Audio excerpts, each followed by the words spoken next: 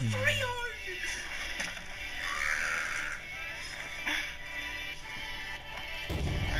it up so bad. How did you mess up? I went for bite, so just out of stand punish.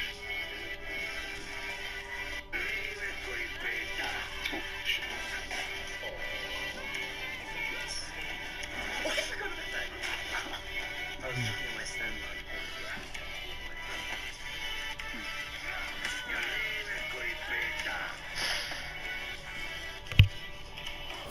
Oh man. That's sweet points. It's easy to get back though.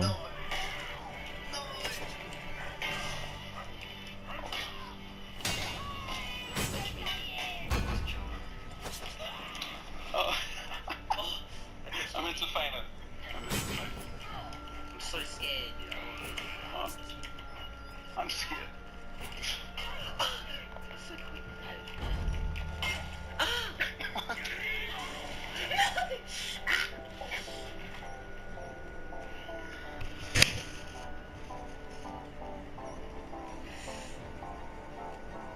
Round 2.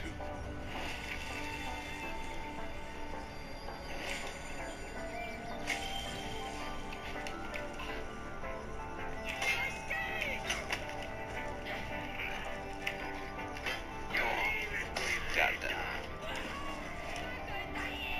Where are you going? No, that's again. No, you do this.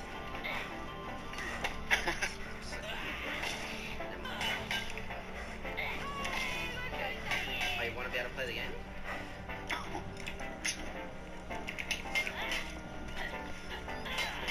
Oh, oh, I like got the parry animation. That was really strange.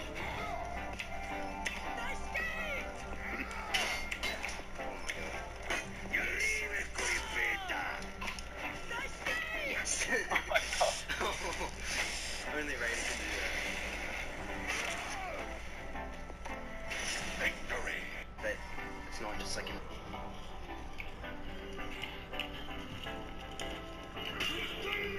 Huh.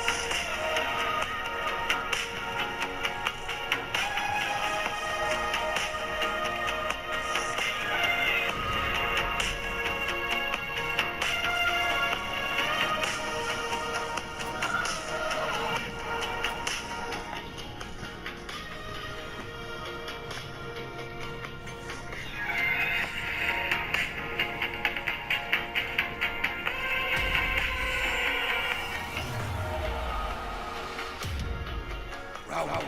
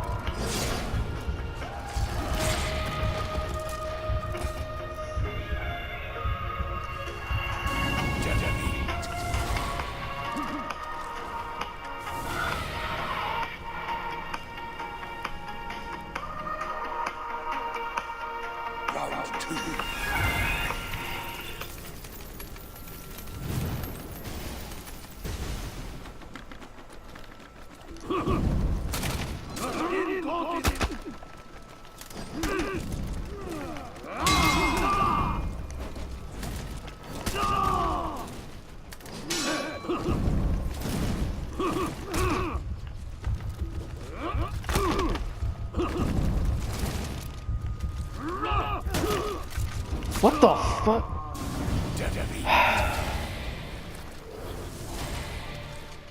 Can you, like, stop doing that, please? Round 3.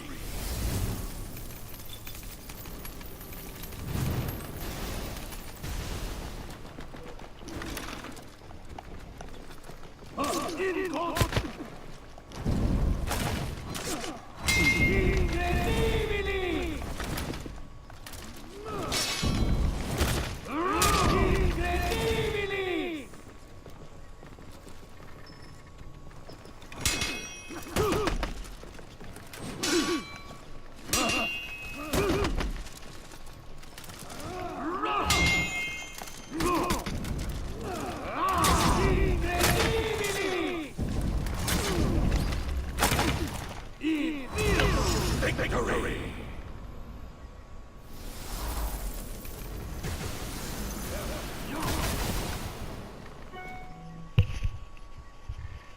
Round 4.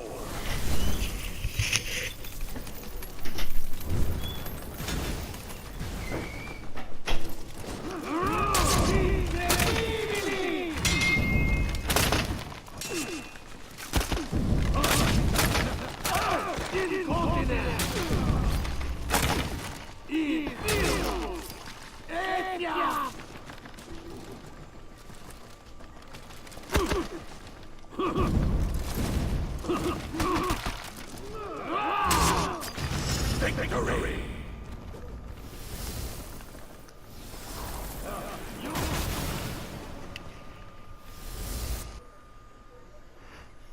Round 5.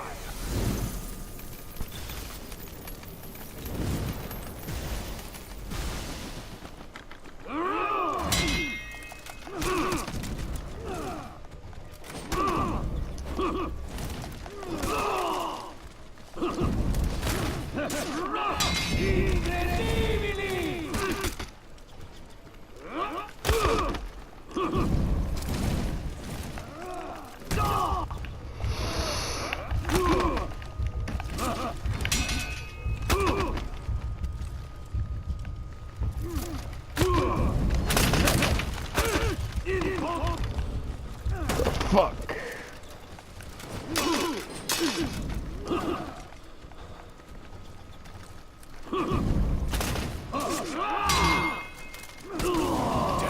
Fucking God. No. Wasn't a good fight, fuck you.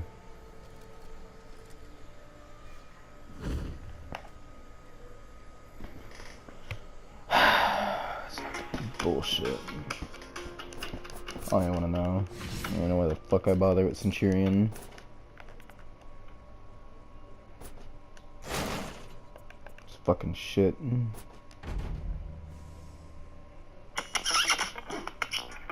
Gotta learn fucking parrying. It's fucking ridiculous.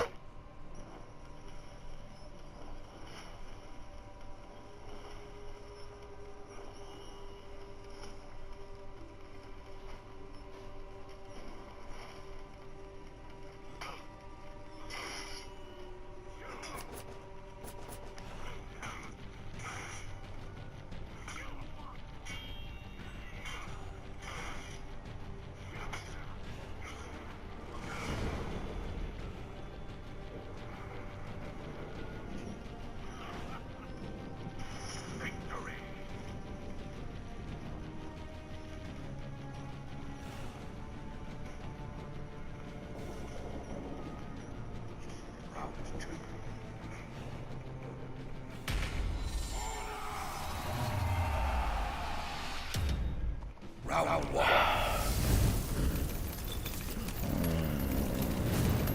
The bully you, sir.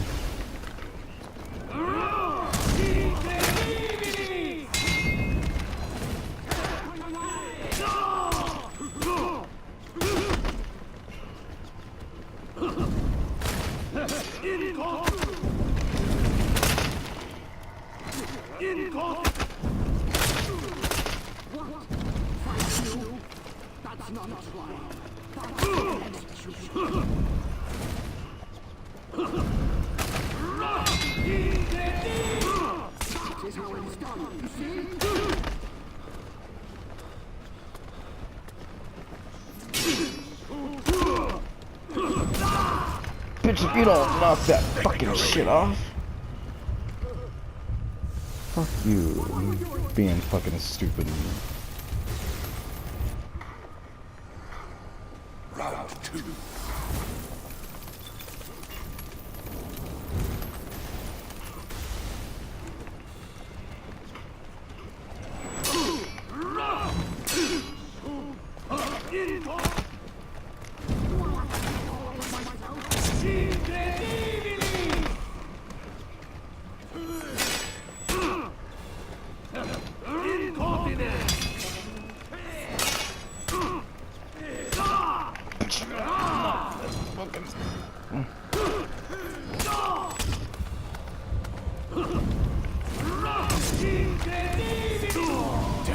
Fuck you and your dumbass light.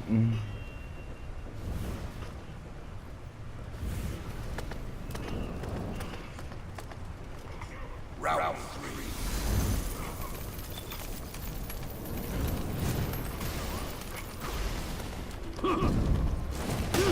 What?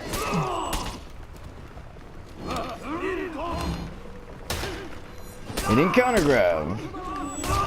Bitch, you don't knock the fucking. Oh my god.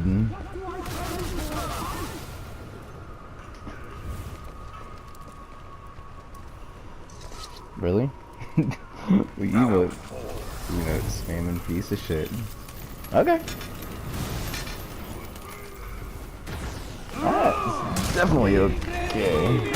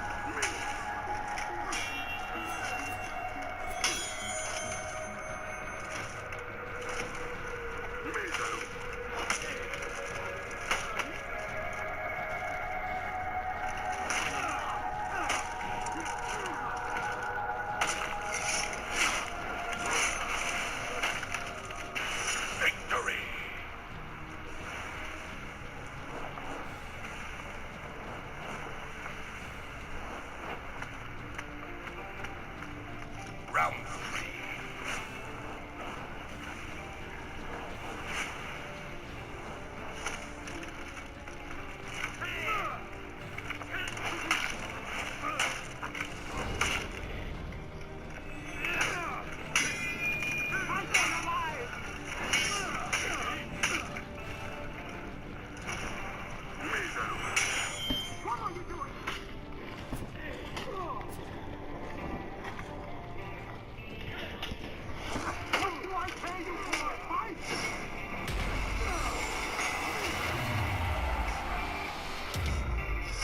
Round 1.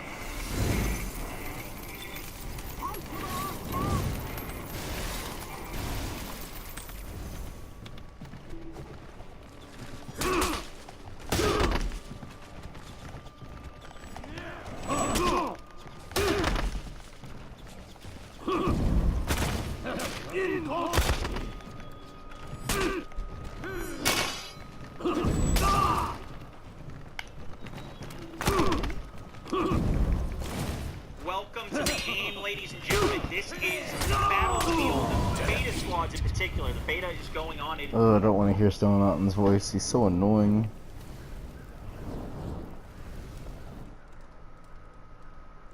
Round 2.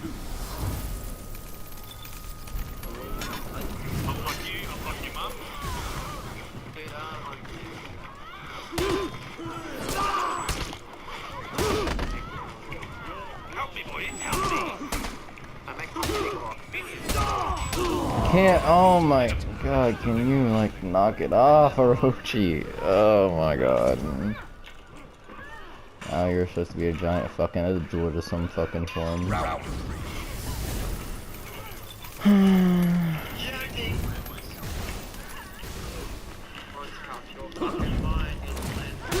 Look at this shit, he's grabbing me out of my fucking... Yep. Oh, I don't know why I let it fly.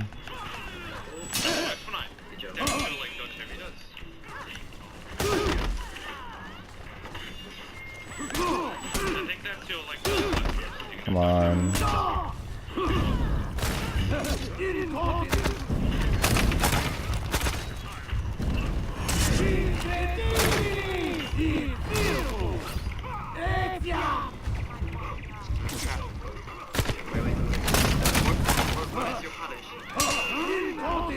Hog chin.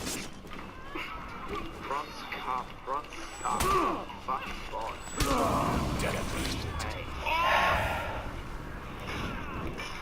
We have to destroy the red.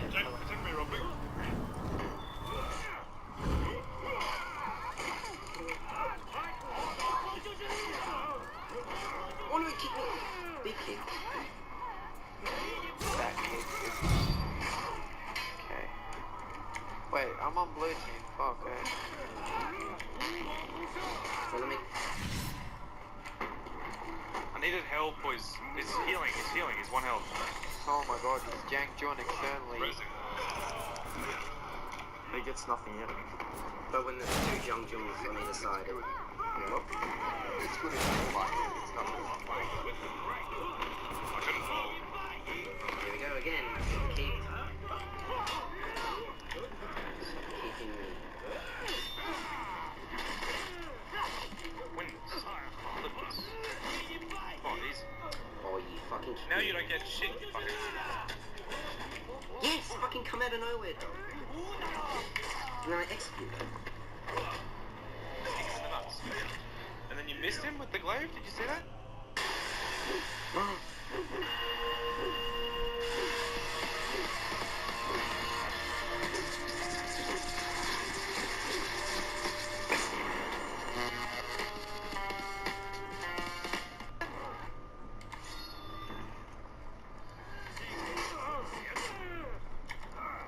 I'm not even playing in Spanish because I like the new fucking way I talk and shit.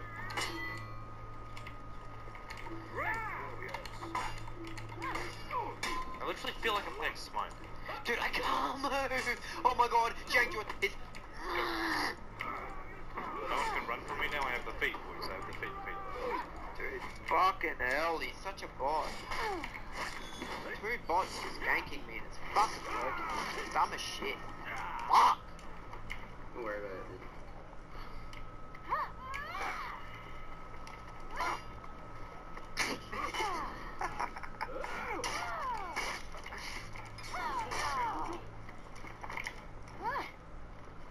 When I fight, I will not let go. Ah! What the fuck? Ash, get flawless!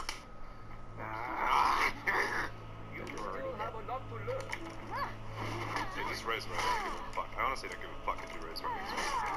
I'll just kill you. Can you stop being offensive? I don't like be like all the MM players. Not delay, idiot. See, I kill all of you fucking noobs. Nuxie, so strong. They just fall me. Jake, you want me to save my little Nuxie of all you want to just got? Go on. I saved Obzy. Stop parrying. Oh my god. Welcome to your team. Instant replay. White Cliff Take me away. Breaker. I'm so much better than you! I mean, my character's so much stronger than yours. Yeah, yes.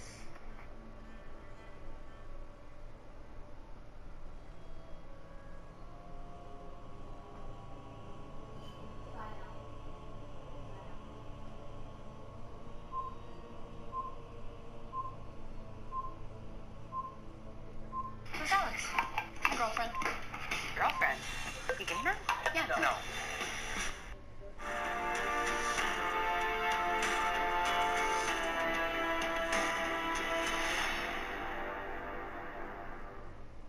As commander of the Death Star, Grand Moff Tarkin White was in Cliff control of the most Breakers powerful weapon in the versus galaxy, thus in Slayers turn of the making Codex. him one of the galaxy's most powerful figures.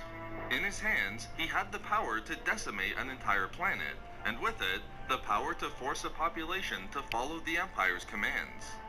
But if Tarkin had this power at his fingertips, one has to wonder if the Grand Moff ever thought about turning the destructive power of the Death Star upon Coruscant, and use the battle station to overthrow Emperor Palpatine to make himself the Emperor of the Galaxy. In this video expose, I will explain why Tarkin didn't use the Death Star to overthrow Palpatine, an attempt to seize control of the Empire. First, it's necessary to point out that Tarkin saw the value of the Death Star in being able to accomplish a goal that was the defining principle of his own life, and which had been sought throughout the millennia of galactic history, to bring peace and order to the entire galaxy. It wasn't pushed by Tarkin to achieve his own ends, but rather to be the physical expression that underpinned his philosophy for peace and order, the Tarkin Doctrine. The cornerstone of the Tarkin Doctrine was its third of three pillars, the Rule of Fear. For Tarkin, the research and development of superweapons such as the Death Star would work to stifle dissent and rebellion before it even began. By the time the battle station became fully operational, this goal became even more important. Tarkin understood the rebellion had risen to become dangerous. It was capable not only of fighting various Imperial stormtroopers, but also engaging in conventional naval warfare. This meant the Empire's military superiority in equipment, training, and sheer numbers wouldn't be enough to subdue the rebellion. Therefore, the Death Star would finally allow Tarkin to achieve what he had long hoped for through the Tarkin Doctrine: the end to rebellion and the establishment of true galactic order. He wouldn't miss this achievement by pursuing his own ends to use the Death Star to overthrow Palpatine. In fact, Tarkin was a man with such a strong sense of duty, it was long recognized that he was willing to make his own personal life and desires secondary to his professional assignments. Tarkin's duty to establish peace and order was paramount, and clearly overruled any desire he had to take power for himself, even if he did have command of the superweapon. But not only that, Tarkin was clearly someone who valued loyalty, and in this regard, Tarkin was unshakably loyal to Palpatine. Although most of the information in this video deals with Legends material for Tarkin, particularly from the now Legends novel Death Star by Michael Reeves and Steve Terry, Tarkin's loyalty to Palpatine has been well established within the current canon material as well. For example, Palpatine tested Tarkin's loyalty long before he became commander of the Death Star, even long before he became Grand Moff and the formation of the Empire itself. Demonstrating Tarkin's loyalty, when Dooku attempted to bring him on the side of the Separatists prior to the Clone War by offering him economic privileges, and noting that Palpatine wouldn't offer him a better deal, Tarkin told Dooku, "The Supreme Chancellor is not required to bribe me into remaining loyal to him." Ultimately, Tarkin would stay loyal to Palpatine throughout the Clone Wars. Therefore, it was clearly recognized by Palpatine that Tarkin was deeply committed to peace and order and loyal to him. Otherwise, the Dark Lord wouldn't have placed him in command of the Death Star. Given all of Palpatine's foresight and planning, it wouldn't make sense for him to put someone else in control of the battle station who would simply turn it against him when given the chance. Thus, Tarkin was the perfect man for the job. But for all his duty to peace and order and his loyalty to Palpatine, Tarkin was clearly not a stupid man. He knew the power the Death Star placed in his hands and how impossible it seemed. However, there were warnings in the back of his head that ensured he never attempted to seize power or overthrow Palpatine with the super weapon. These warnings were borne out by the fact that he knew the Emperor, and if he was in Palpatine's position, Tarkin would never give anyone the power to command the Death Star without some kind of failsafe in existence. For this reason, Tarkin feared that if he did turn the battle station against the Emperor, Palpatine was in possession of a self-destruct device that was safely installed in his private chambers, and which would quickly put an end to various plots involving the Death Star. Further, Tarkin knew full well of Palpatine's failsafe for the Jedi with Order 66. Thus, Tarkin couldn't help but believe that the Emperor created an equivalent of Order 66 that was known to only certain trusted officers and troopers on the Death Star, who would quickly put an end to Tarkin and any plot against the Empire. Therefore, Tarkin recognized that even if he was a foolish or suicidal man, he was certain that the Emperor had any of a potential number of insurance mechanisms in place to deal with the rebellious commander of the Death Star. So there we have it. Why Tarkin didn't use the Death Star to target Coruscant and overthrow Palpatine. We love making these videos, so why not subscribe for more fun Star Wars theories and discussions? Also, if you enjoyed the video, think about giving a like or leaving a comment. Or perhaps follow us on Twitter @SWVidewClub for updates regarding the channel. Or support the channel through Patreon for access to exclusive rewards and discussions. If not for me, for invulnerabilities.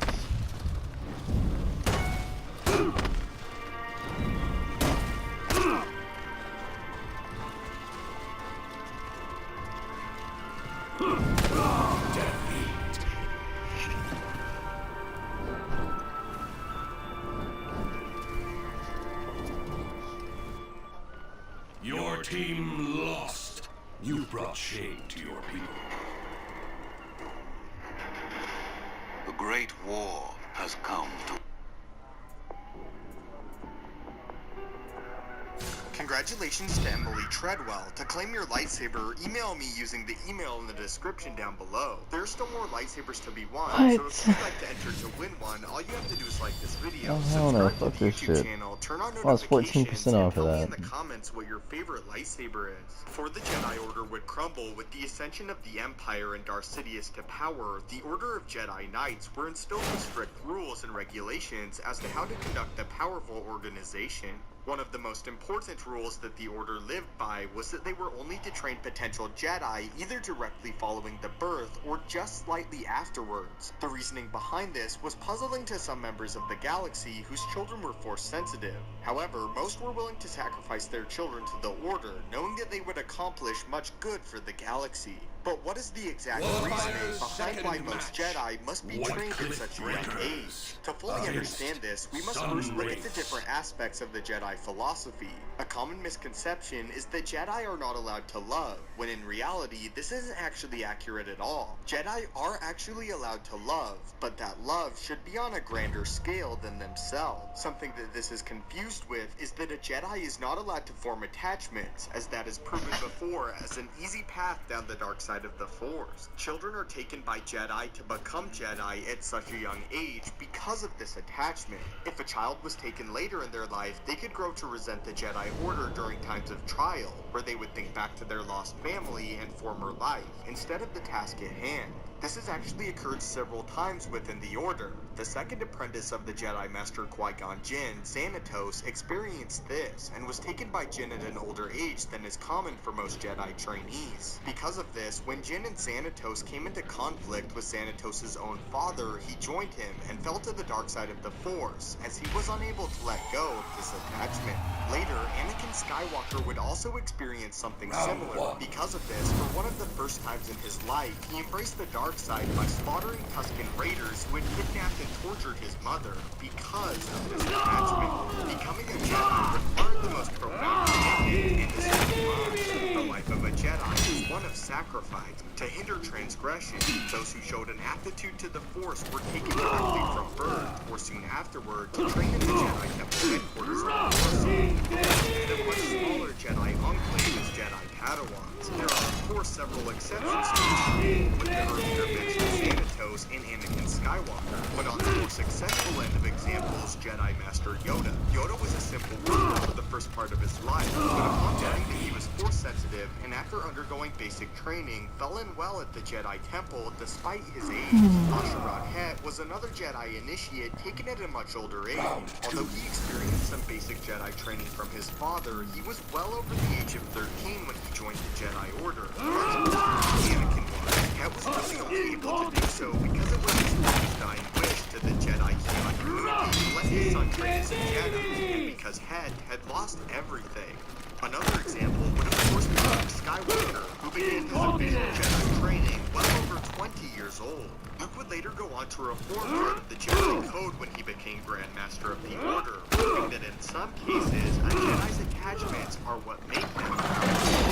The Jedi Order wished to instill its students with only the values of the Jedi Order, led by the philosophy of the Jedi first, second, and always. To a Jedi, there is nothing beyond that. If you were to be a Jedi, that is what would define the era of the prequels. The Jedi fell into a set way, and therefore feared to stray from it, not realizing attachment can be a powerful and useful thing. This is perfectly illustrated in Empire Strikes Back, when the new Jedi in Luke refuses to listen to the warnings and set way of the old Jedi in Yoda.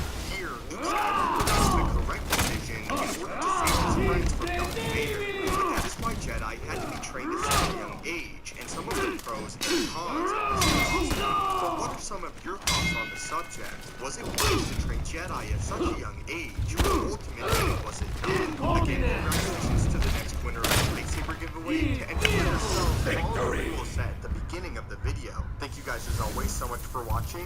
May the Force be with you, and have a great day. Round 4.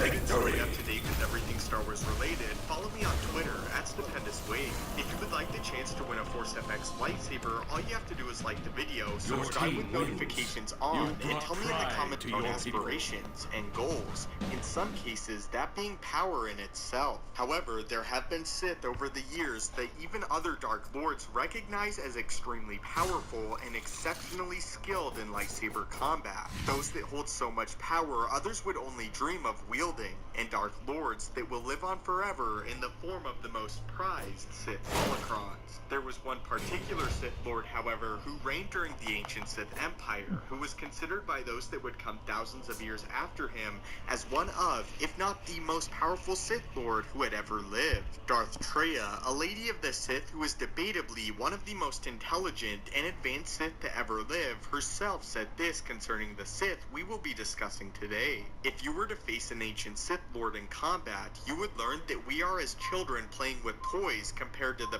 prowess of the Old Masters. While Traya is referencing the Old Masters as an entirety, she had one Dark Lord of the Sith in mind.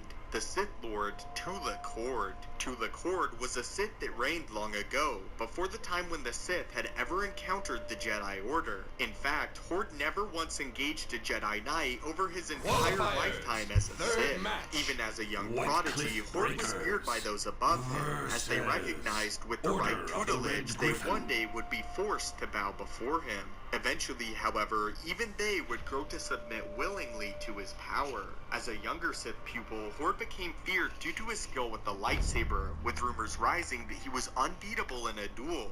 And out of all the lightsaber fights he was engaged in, he never lost a single time.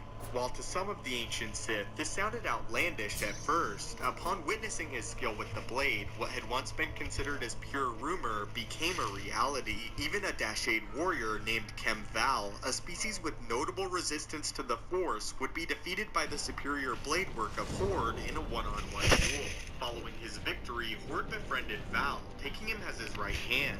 Together, the two warriors formed an army that would never be defeated under their reign. Crushing all who opposed the Sith Empire, the two reigned for centuries. As time progressed, and Horde was shown to be not only a difficult adversary, but seemingly an invincible one, he gained many titles, Lord of Hate being his most favored. Over his years, Horde welcomed all he deemed worthy as challengers in single combat, and many came to meet the challenge, and many fell to his blade. His skill became so powerful that the Sith of his era even hypothesized that if he so desired, he could slay armies with his lightsaber alone. Horde, however, was not only a master of the lightsaber, but over his decades grew to be one with the Force as well. As his power progressed, Horde found a particular enjoyment and gift with Sith sorcery and ritual. Oftentimes, Horde had armies to their knees before his arrival to the battlefield. Horde would utilize Sith sorcery to drain the very life from his enemies, using it to fuel himself and his great army of Sith Lords. Horde inspired a trait uncommon to most Sith, that of loyalty and admiration. Through his power, his people strangely grew to love him. However, another prodigy with the lightsaber would hear the stories of Tula Kord, eventually prompting this student of the darkness to seek him out. This other Sith, known as Aloysius Kallic, would venture to Horde in his great army, pledging his loyalty to him with the only request that he be allowed within his inner circle. At first glance, Horde dismissed Kallic, deeming him unworthy. However, Kallic requested single combat with Horde's finest general, to which he obliged. Following a lengthy duel, Kallic eventually defeated Horde's chosen general. Impressed, Horde took Kallic into his ranks, giving him the honor of leading his armies to many victories. Over several years, Kallic, too, proved to be an immensely powerful lightsaber duelist, and Whispers he may one day be the one to kill the seemingly unkillable. Tula Kord, however, did not stand for this. Unwilling to submit to his pride and allow it to blind him, he recognized Kallic as a rival, and because he was not the chosen apprentice of Tula, he ordered Kallic to be killed. Easily the most ambitious, and therefore the most dangerous of my rivals is Kallic. Therefore, he shall be the first to die. Following his death, all that would be known of Kallic was his minor role in the journals of Tula Kord. At this point, Horde had risen as the one true, undisputed Dark Lord of the Sith, with his power too immense to be questioned. Following his conquest of one final system, by the end of his tour, it was estimated he had successfully taken over 100 planets for the Sith. It was at this time that Horde became obsessed with his legacy, beginning the construction of his Sith holocron. Out of the ranks of his army, rumors began that Horde had discovered the secret to eternal life. In order to keep his secrets hidden, Horde scattered them over many worlds, light years away from one another.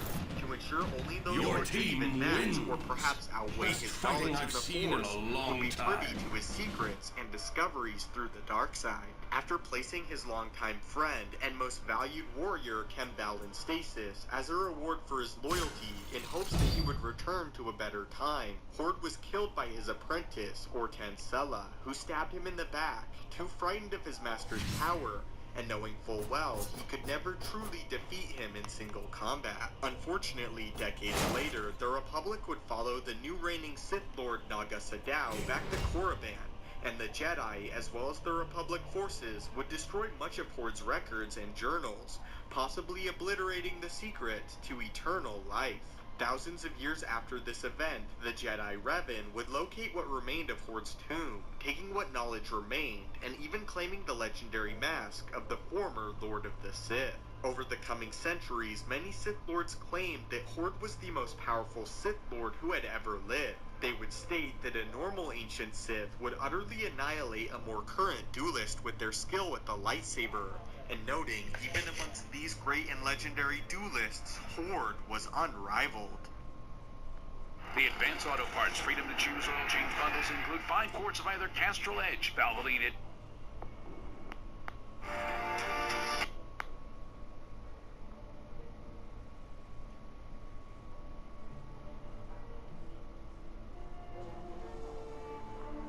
The Kohun teaches us that senseless savagery is the province of animals, not men. Savagery is useful only if it's controlled and put in service to an end. The end is everything. The lessons that Baradun learned from his father defined his life as a Sith Lord. Born within the Reformed Empire under Sith Emperor Vitiate during the decades preceding the Great Galactic War, Baradun was identified as a Force-sensitive and taken to the Sith Academy on Dromund Kaas. Taking the name of Malgus, he apprenticed under the Sith Inquisitor Vindican and was renowned for his patriotism, commitment, and will. When the Great Galactic War began in 3681 BBY, Malgus was already a veteran of multiple expeditions into the unknown regions and was an eager volunteer. He and Vindican spearheaded the reconquest of Korriban and became the first Sith to cross blades with Jedi in several centuries. Vindican's fall in this battle marked Darth Malgus' ascendance, and Jedi Battlemaster Kaosen Durach became the first of his many Jedi kills. Malgus was one of the most successful Sith generals, leading a lengthy and brutal campaign where he dominated the open battlefield as a dark-side warrior. However, his many victories were counterbalanced by ordeals that severely tested his mettle. A major defeat at the hands of Satele Shan on Alderaan, necessitating an extensive cybernetic and surgical reconstruction of his body. His lust for vengeance shaped his philosophy. The essential quality of the Force is conflict. Through conflict, the strong kill the weak and bring the living closer to perfection. The Sith Empire has served the Force by inciting conflict. The sacking of the Jedi Temple in 3663 BBY was Darth Malgus' finest hour, but the subsequent Treaty of Coruscant left him enraged. Final victory against the Jedi was within reach when the Sith proposed the treaty, but more than anything, he viewed it as a betrayal of the dark side itself, trading strength for stagnation. Murdering his lover Elena to purge himself of compassion, Malgus returned to leading expeditions into the unknown regions, making his plans far from the prying eyes of his peers. His moment of opportunity came when the conflict resumed in 3640, as the Sith Dark Council suffered multiple losses and Emperor Vitiate disappeared after a run-in with the Jedi hero Tython. Malgus gathered his forces and commandeered the Emperor's abandoned space fortress and declared the foundation of a new Sith Empire under his banner.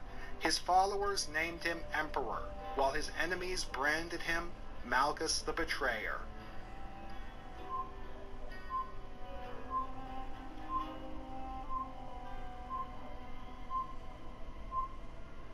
From the womb of the crate, be blessed with rebirth. You are her killer and her child, a greater dragon than she. Pull from her belly your prize and her apology. Sherrod Hett's final words to his son were for him to never wield his lightsaber in anger or in vengeance. It is therefore truly appropriate that Asherad Head's fall to the dark side was marked by him doing just that. The eventual Darth Krayt's initial instruction in the ways of the Sith came from the holocron of Zozan, one of the founding Sith Lords. Initially seeking vengeance against the Galactic Empire, this goal came to naught when the Empire fell before Head could act. The fallen Jedi attempted to lose himself in the unknown regions, only to be captured by the far outsiders, the Yuuzhan Vong. As a test subject for the Vong Shapers, he was visited by Vergere, a renegade Jedi Master and a pure Sith apprentice, one of several cultivated by Darth Sidious to replace them all, and who had fled the galaxy after a failed attempt to assassinate him. He was under her informal tutelage, and truly embraced Sith ideology, and composed his own philosophy. Power without purpose is meaningless. Order must be imposed because it will never be chosen. The order itself above all. Vergere did not agree with Head's ideology, her creed being to do as you will, so she abandoned him to a fate of his own choosing. Time passed, moment of opportunity. Fire, red dawn marked the path of Head's escape, and the Vong implants enabled him to interact with their technology and hijack a ship. Returning to Korriban, the site of his apprenticeship under the shade of Zozan, Darth Krayt created his new Sith Order. Spending time in stasis to lengthen his lifespan, Krayt's mind wandered the netherworld of the Force, while mindlessly letting fall distracted as an instrument of his will, setting the stage for his eventual rise to power. The wait was long, but everything proceeded as Lord Krayt entered the scene, and 130 years after the Final Gathering, the Dragon of the Sith seized the Imperial throne.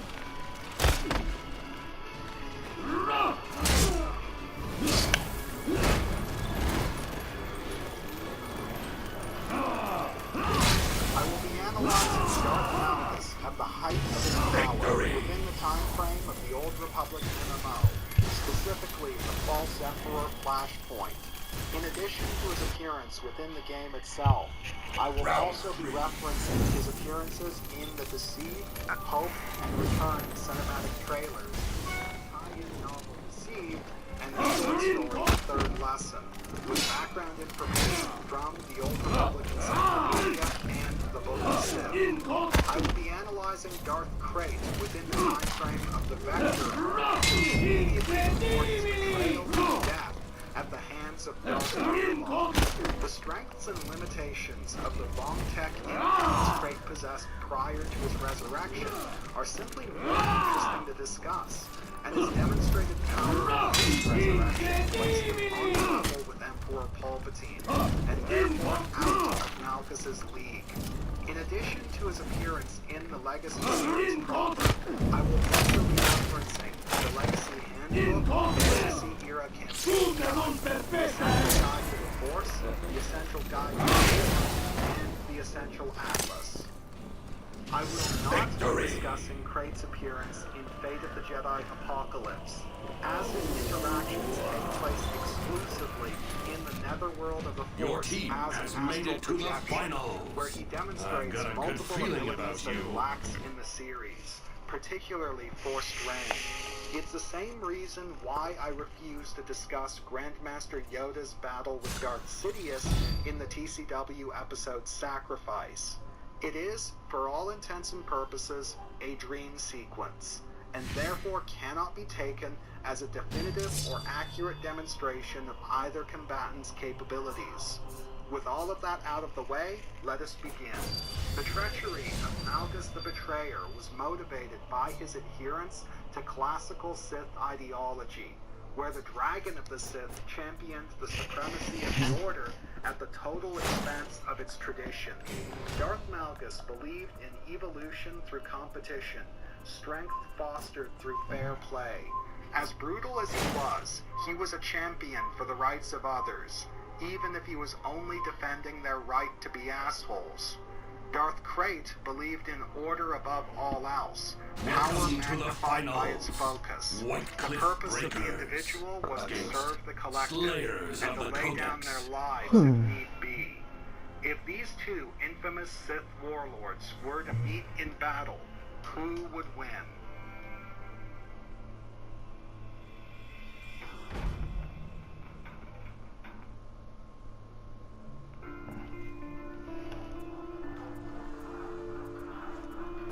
I'm going to be nice to you.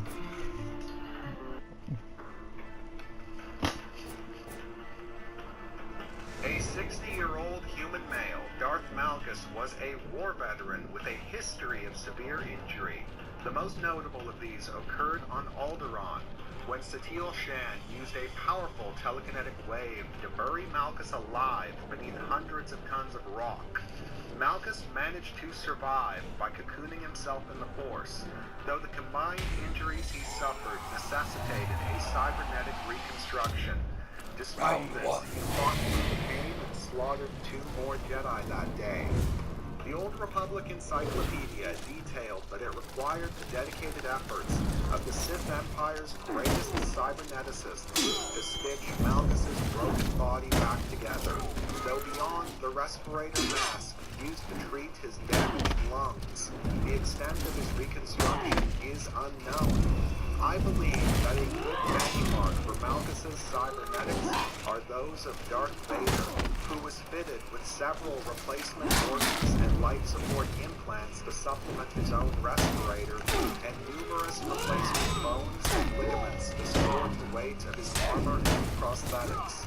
Though Malgus lacked the obvious bionic prosthetics possessed by Vader, and was still capable of Force lightning, I believe that his existing limbs were reinforced by powered bracers, similar to the knee brace used by Jedi Master Thulm towards the end of the Clone Wars. Though an extremely fit and robust young man, the elder Malgus clearly owed his continued strength and vitality to his life support and implants, especially given his extreme case of dark side degeneration, displaying the premature aging and deformation exclusive to powerful dark side masters, his eyes glowing yellow. Notable displays of his youthful athleticism include overbearing hand with hand-to-hand techniques and pounding Chaos and Durach into submission with the blade. After his reconstruction, he could casually ragdoll even Jedi opponents with physical combat, notably hurling Ben Zalo approximately 50 feet through the air with a full-bodied kick. Though Malgus was using Force enhancements, I consider such displays of physical might to be a strong indication of innate superhuman strength, especially in light of his cybernetic overhaul. Even before this overhaul, Malgus had little difficulty maneuvering in heavy armor, using nimble footwork to keep the evasive Satele Shan in his crosshairs and covering ground with powerful flying leaps. As already mentioned, Malgus was a veteran combatant who had repeatedly endured severe injuries and continued to fight, a capability that was enabled by his suit of Sith dark armor and clearly enhanced by his cybernetics. The armor features plated Durasteel pauldrons, chest piece, backplates, and codpiece, with gauntlets and greaves mounted on three bodies, likely composed of armor plate, with reinforced padding across his upper arms, midsection, and thighs. It was proven effective against explosives, and was likely lightsaber resistant, as Durasteel plating with reinforcing armor weave is a proven countermeasure against the enemy blades. Darth Malgus was an aging heavyweight, staying far past his prime by his cybernetics, and all the more dangerous for it. Forged in the fires of war, he was an experienced and utilitarian combatant who fully leveraged his superior strength and endurance to overbear his enemies. He alternated between savage aggression and stalwart defense, fighting with a ruthless determination to win or die trying.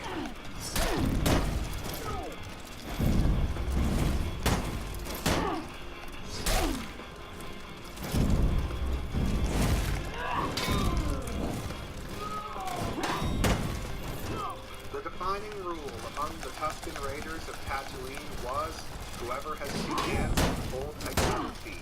It was typical for Tusken amputees to commit ritual suicide. Appropriately, the end of Asherad Hett's life as a Tusken Raider was the loss of his arm at the hands of Obi-Wan Kenobi. During his years as a fallen Jedi bounty hunter, he used a cybernetic prosthesis, but when captured by the Yuuzhan Vong, they replaced it with an artificially grown organic limb. This would be the first of many alterations.